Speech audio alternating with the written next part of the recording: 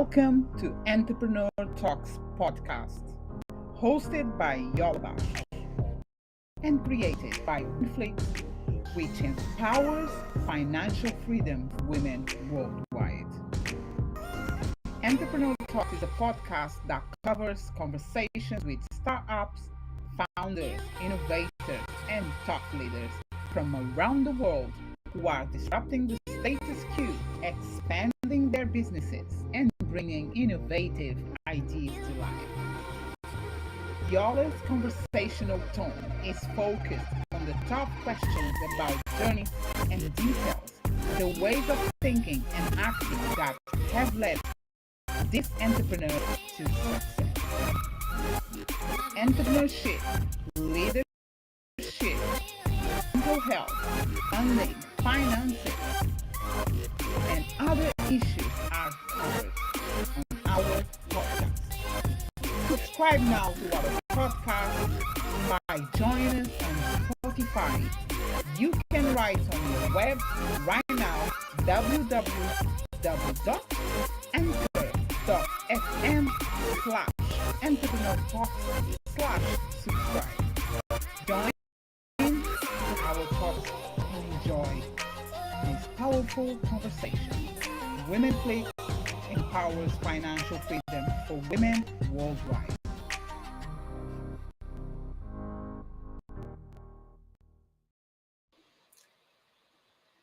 And hello everyone, and welcome to Entrepreneur Talks podcast. Another amazing guest is coming today to talk with me, Thomas Helfrich. If I'm not wrong, I pronounced his name or his surname very well. So for today, my title is Unleashing Relevance. So let's see what is this about. But to remind you as well that after this season, which is season 15, we're not going to longer have seasons. It's going to be just episodes from, I believe, end of August, around August. So keep coming to our podcast, keep watching, listening. If you're going to Spotify, you will be able to listen and watch. Otherwise, on the other platforms, you will only be able to listen. But for today, welcome, and let's welcome as well Thomas Helfrich. And here we go. Hello. Hello. You're there. You surprised me. I didn't know you were going to be here today. Hello. How are you?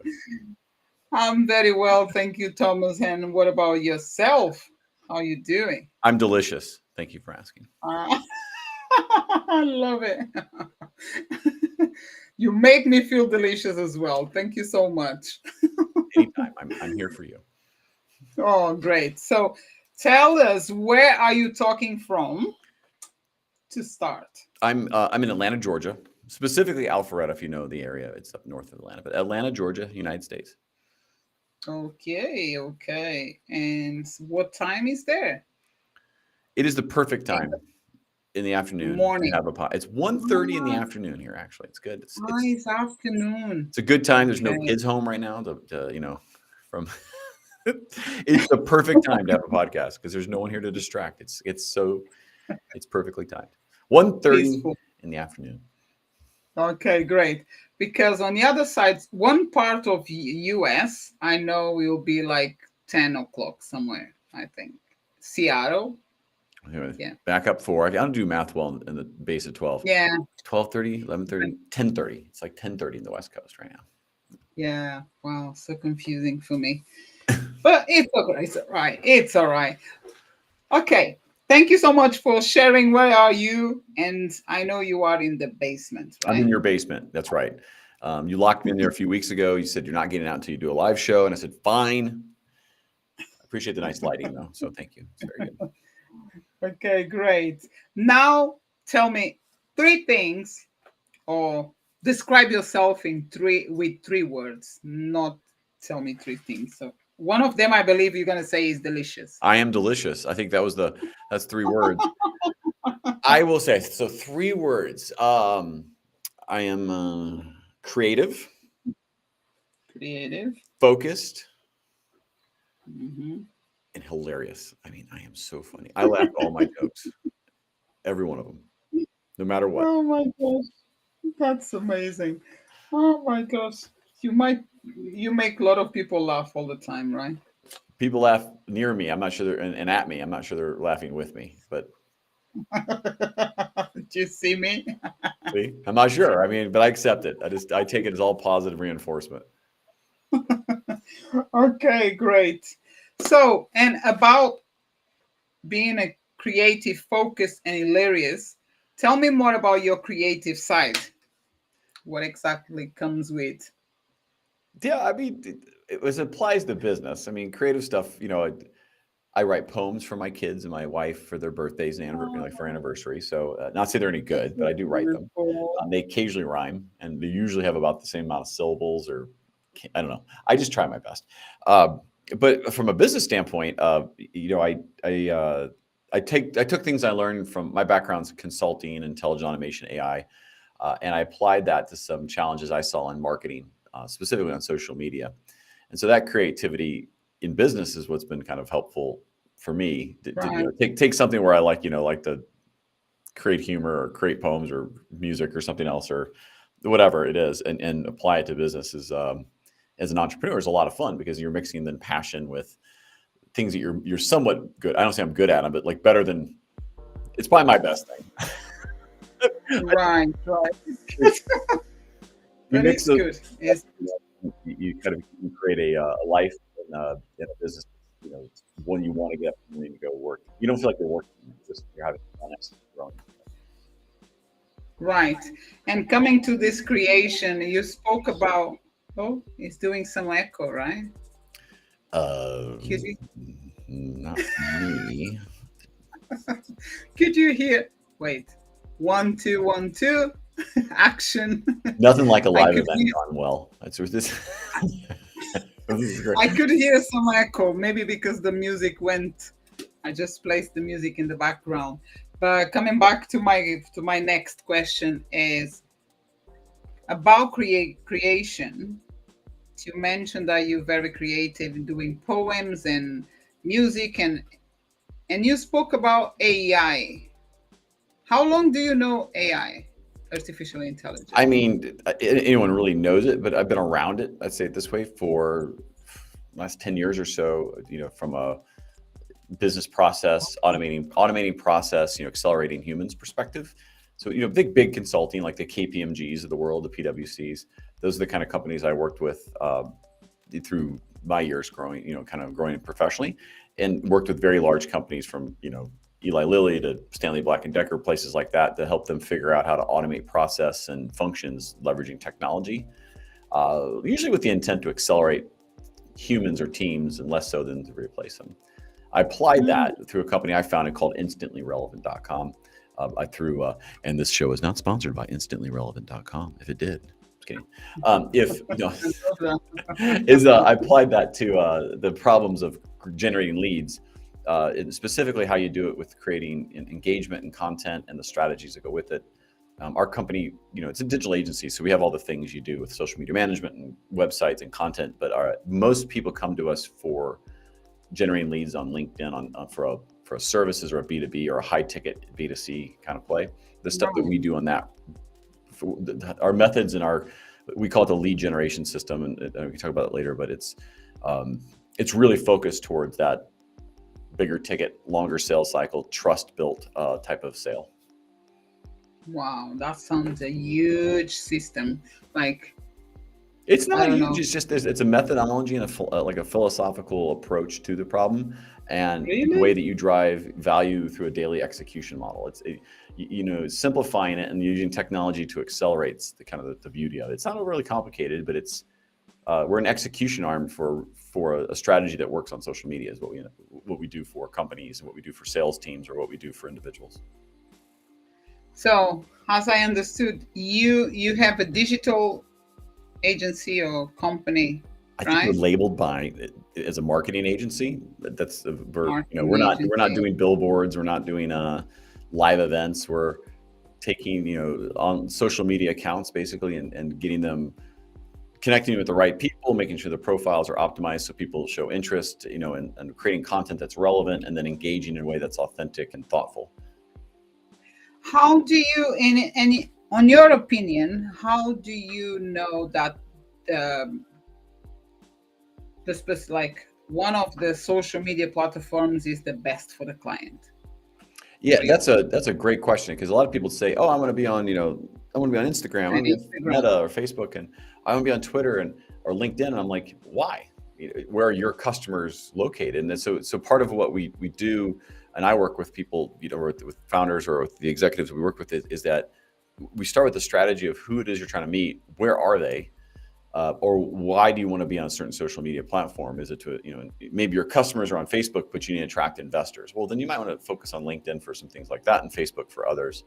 You start with where you're and why. And if you can't answer those two questions, don't start creating content anywhere yet. Just figure out where and why you should be on any social media platform, because most people can't.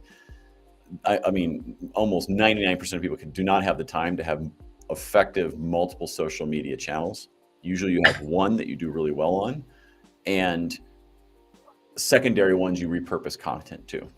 And if you can't monetize the one you're really good at, you got to ask yourself, why is that one going well? Are you just doing, viral videos that get you lots of followers, but there's no monetization path? What's the point of that? It'd be better to have a smaller network on another platform that has a monetization strategy that works. So we work with a strategy to determine it.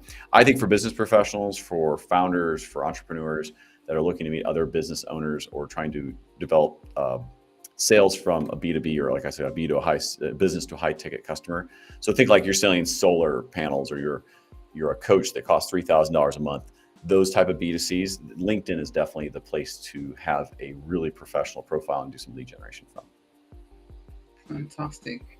Because imagine that I will say to you now, but I want Instagram, and you say, okay, you go. I mean, Instagram's a great choice when you're in certain products or visual, or you have like a shop, and people aren't typically going to LinkedIn though to go buy like the latest fashion wear or a wellness product, or painting or something like this or something like that. LinkedIn would be a secondary market to that. But if you're trying to sell, let's say, to curators who are all, maybe the owners are all on LinkedIn, sure, maybe that. It really depends on who your target is and what your kind of strategy is for doing it. And you can have both. It just takes time or money to set up both correctly. Yes. Thank you so much for this. Very, very interesting. And when it comes to how I'm going to ask you this. When it comes to the perfect content creation, how do you find as well? Because you already spoke the right platform, but then what about the content?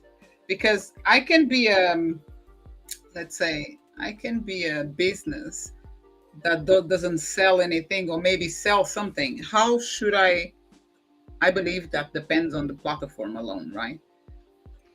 It does a bit. And the content, first of all, we strongly urge people, do not chase perfect. It's the funny analogy I use is there's a thing called the Schwarzschild ratio. It's a math formula that determines the event horizon of a black hole. So once you go black, you never go back, right? When you're in it, you're done. That's it. And once you're inside that black hole, the metaphor analogy is that's perfect. So if you go inside of perfect and you're chasing the center of the black hole for the perfect piece of content, not only can you never escape it, none of your content does, and all the stuff that's kind of hovering around never gets published, and all the people around you have lost you and you're gone forever.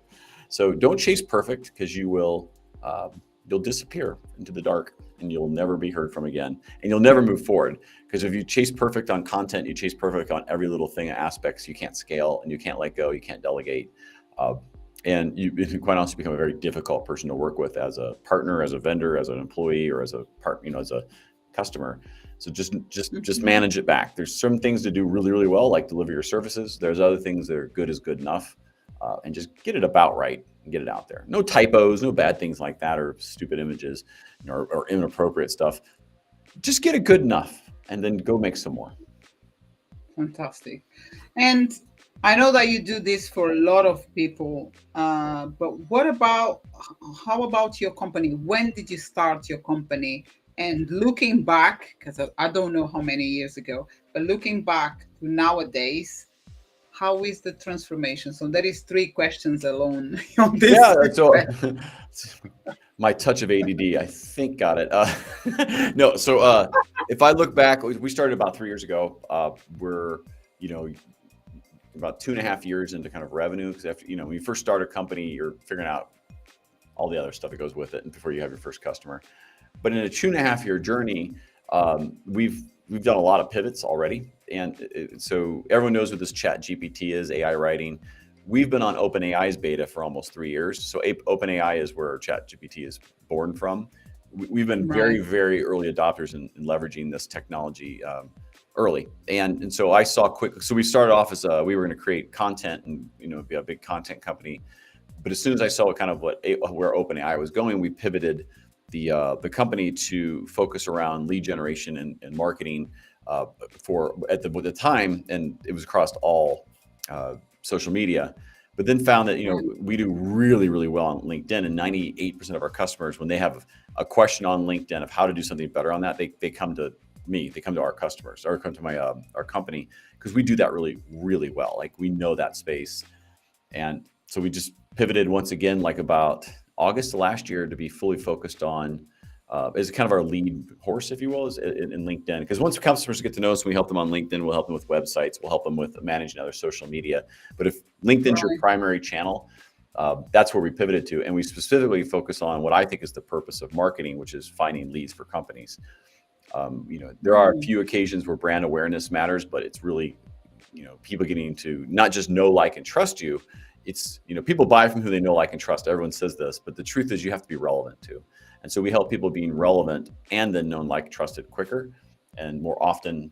And and we do this through some engagement models and some other things. But that's how the right. business is pivoted. Is you see opportunities and you see where you're good, you go do that and repeat it. Right. And talking about artificial intelligence, you, I know you know this for many, many years ago. I just know for maybe a year or so. But should I be scared of the artificial intelligence? Uh, for day-to-day use, so if the example is being like Chat GPT, no.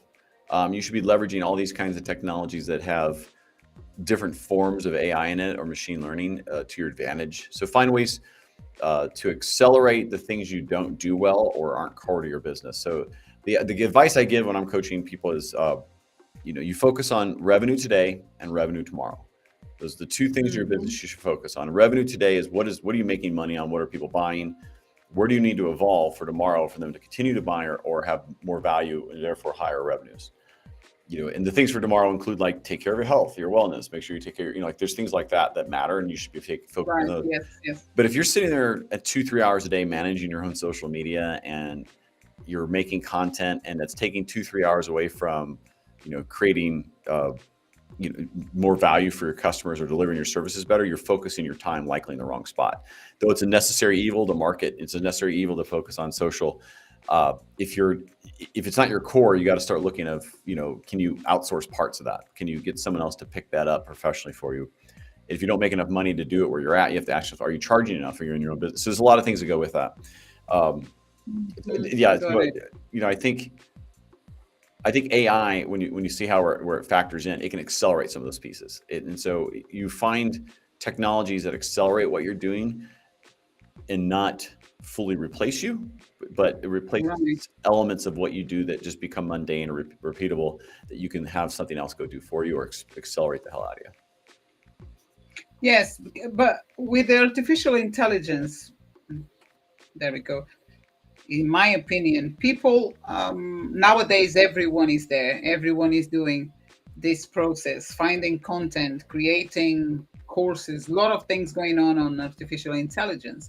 But is that really, how I say, is the right thing to do or the right tool to use always?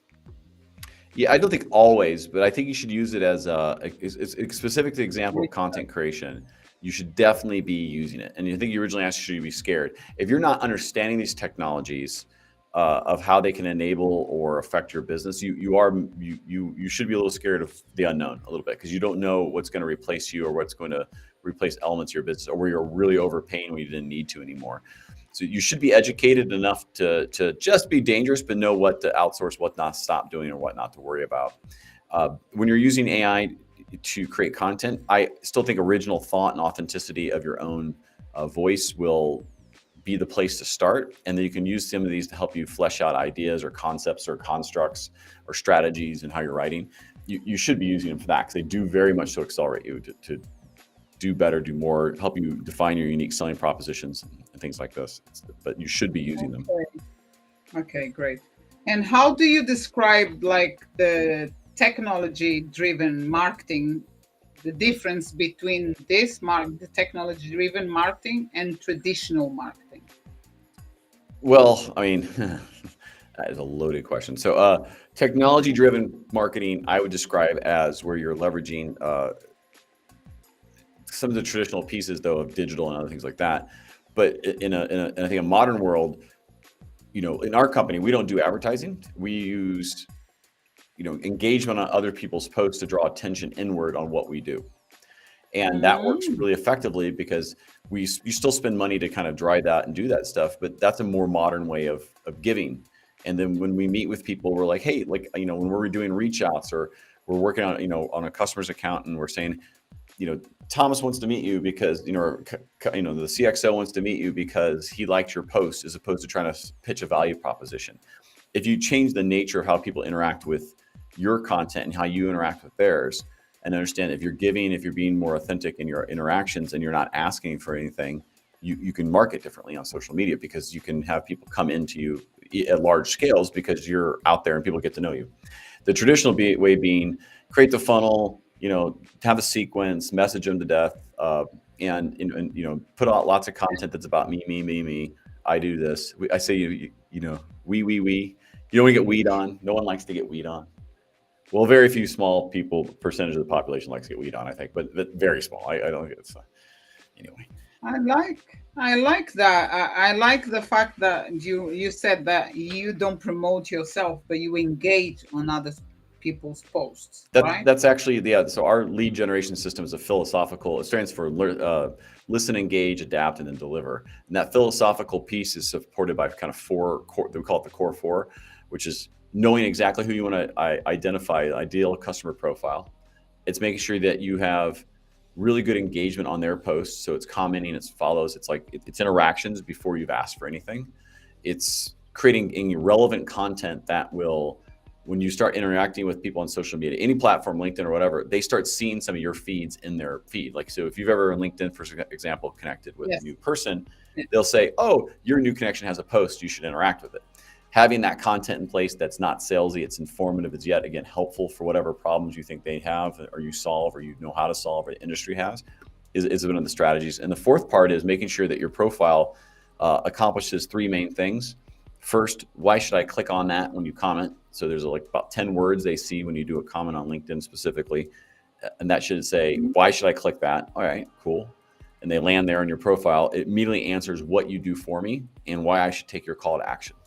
And if you don't accomplish that in kind of, very short order, people don't connect with you. They don't know what you do, and they're confused. They're happy you commented, but you just wasted an opportunity to potentially have a new prospect or lead, because they were a targeted person you commented on.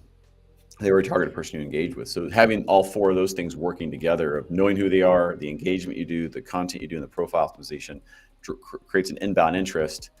And as you start interacting with them through social media, builds trust and relevance very quickly. You just made me remember. I can't remember the name of the guy that created or launched this Chat GTP, but he's a really cool. He looks to me, makes me feel he's a really nice guy, really cool. But when he posts on LinkedIn or whatever platform he posts, it's always very simple and straight to the point, and there is no too much I would say images or any designs. Is himself talking about something that he will really touch people. And it's amazing how it's simple it describes things, and it does a lot of videos. How do you feel about the videos nowadays? Is it's the best game. Well, I think it's being favored more than ever, right? So I think short form, TikTok has influenced YouTube, and LinkedIn is being influenced by that as well. Though I think people tend to like simplicity, but videos are definitely being pushed. It's more engaging because the more engaging you can be, the more longer it holds your attention. So if people can hear it and see it and feel it a little bit, then it engages. I think you see more audible stuff coming in too. So there's a lot of stuff going on. So whenever you could have like an earbud in your ear and you can listen to something, I think that's very attractive to a lot of people, not to have to be, especially if you're at work doing stuff, you can't have maybe a video up where you just want to kind of listen to someone talking while you're, working on email or you're working on a presentation. So I think leveraging things like that in the, audio events, podcasts, like this, I think they're super relevant right now because it's a different audience. That Right. like me, I'm much more likely to listen to something and do something else. But if I have to watch the video, my attention span's like at best 3 minutes, and then even if I'm engaged in it, like things get distracted. But if I'm listening to it, I can kind of let it run. And so, Yes. So talking about listening, I had the opportunity to listen a little bit about your podcast, but can you tell us a little bit?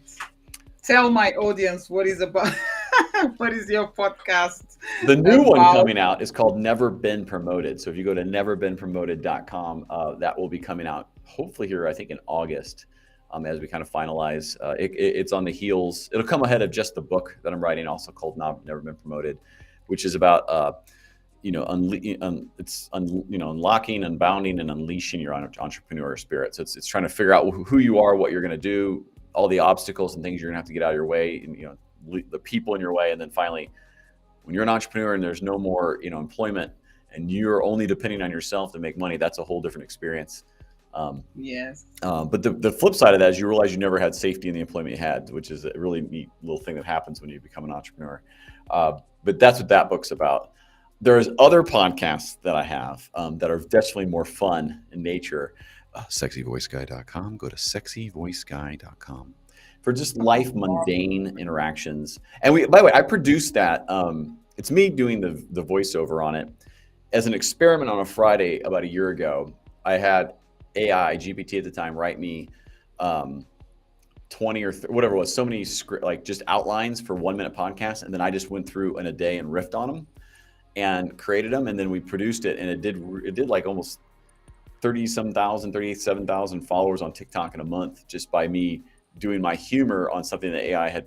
They didn't produce a script. They just gave me the thoughts. And then I riffed on it based on whatever came to my head. And we kept it to a minute to 2 minutes. And it was an experiment to show that we could produce podcasts for our customers, because our customers were like, hey, show me you can do a podcast. And I was like, I'm going to produce one and blow your following away in mine. And so I did. And the guy was like, okay, well, we'll sign up with you. So we did it as a way for a marketing tool that just became something that I do when I'm bored now on a Friday. I'm just wondering if I can be as well sexy voice podcast. You have, this is how you practice it. What's your tagline, Yola?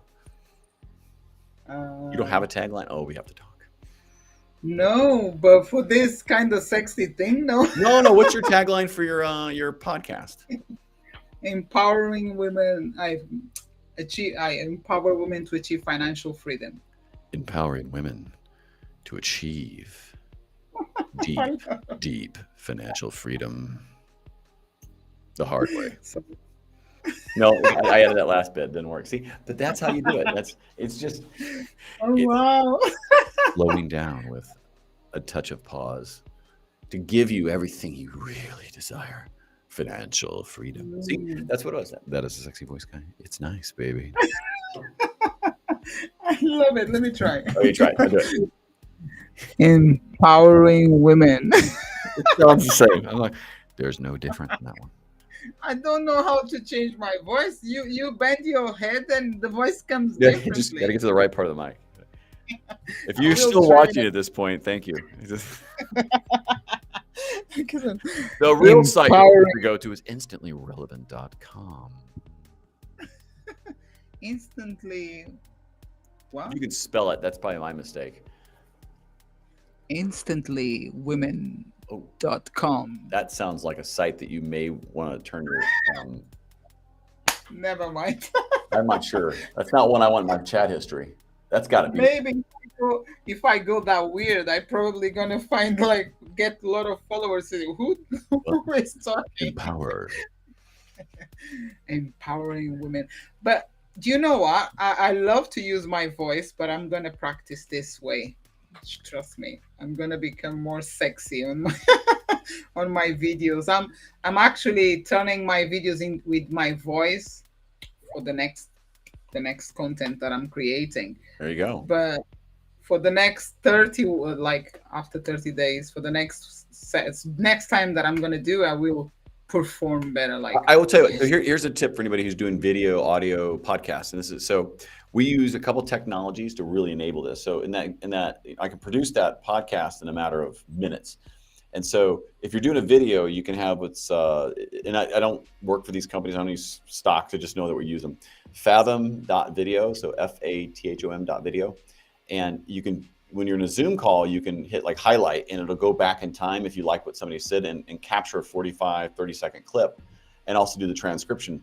You can take your entire podcast and upload it to otter.ai and transcribe it. And if you take that transcribing and you put it in Chat GPT 4, 3.5 probably does it too.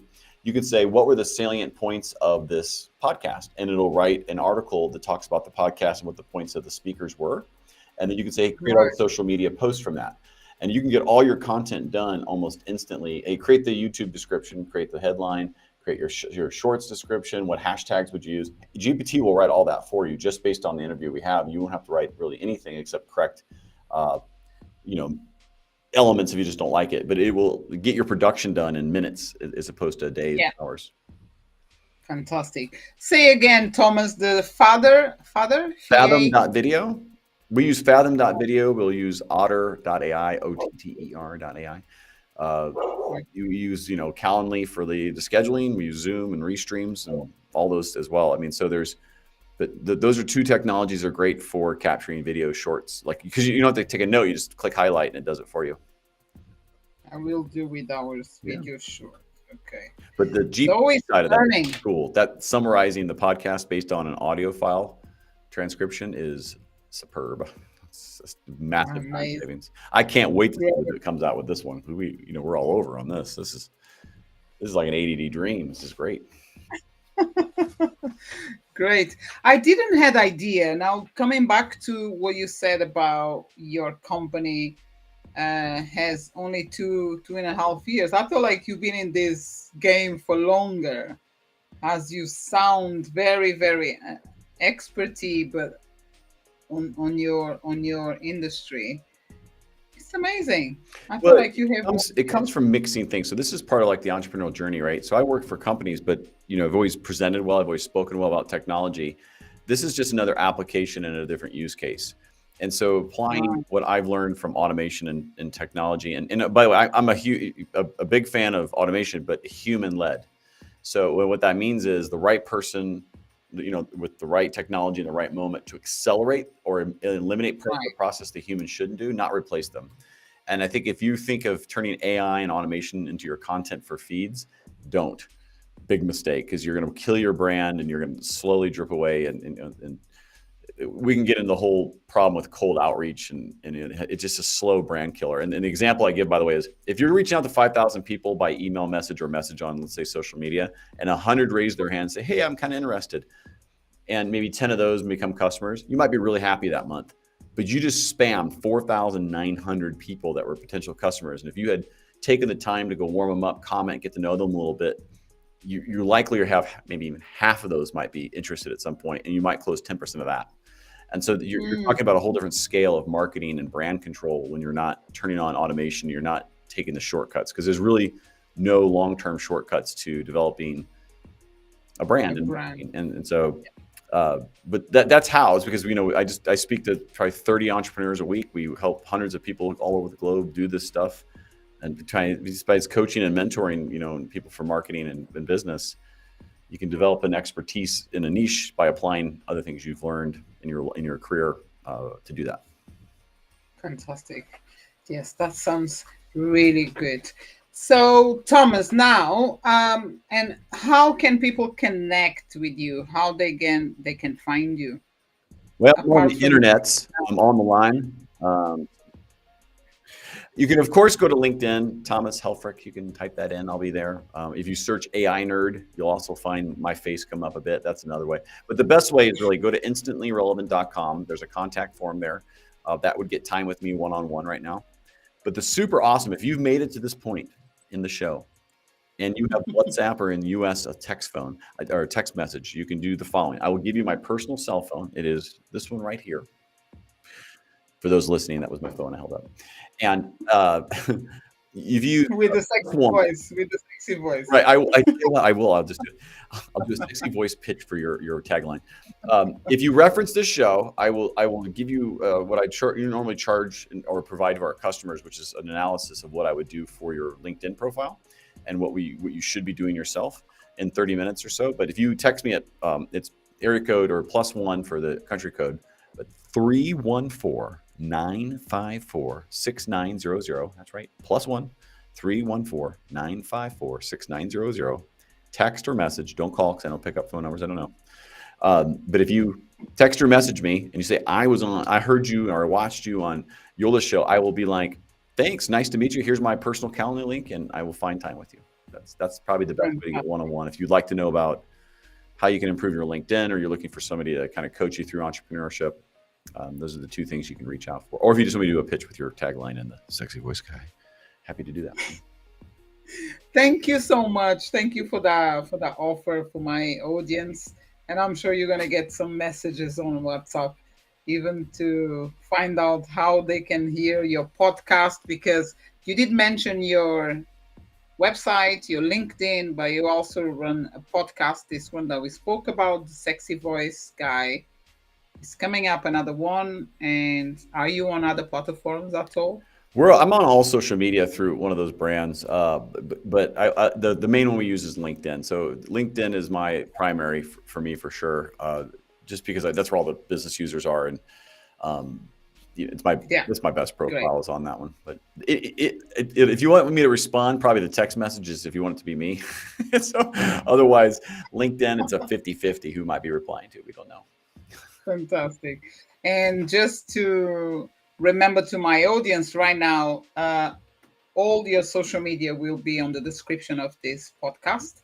So anyone can click and have a look straight away, apart from your number, Thomas, which I didn't have access, but you can send me afterwards and I will make sure. People have to listen to it to get it. They have to make their all the way through. That's right. They can listen. You can watch at least 2 ads fully on YouTube. Buy one thing. That's a good idea. I didn't remember that. Next time I will use again. Thank you so much. But yes, so we're coming to the end, and I want to say thank you so much for your presence. Thank you for this amazing conversation, and I'm sure we're going to keep in touch. And yes, I see you around. Thank you. Absolutely. I appreciate having me on as well. Fantastic. You take care. God bless. And have a lovely day. Enjoy the rest of the day because I'm going to go sleep. Baby, sleep. You take care. All right. Bye-bye. Okay, beautiful people. So we came to an end and I hope you enjoy and I see you again in July. Because for this month, I think this is it. We're gonna have a next guest in July due to summer holidays. So we're gonna be back. But I hope you enjoy and keep coming. Thank you for watching us. Bye bye. Take care.